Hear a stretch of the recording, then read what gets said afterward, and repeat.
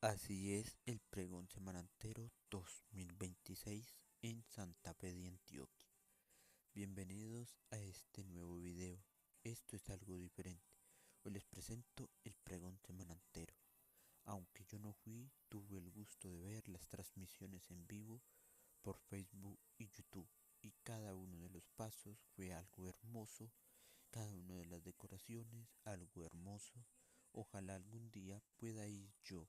Este evento lo comenzamos mostrando imágenes y un video corto que me enviaron. Quédate hasta el final.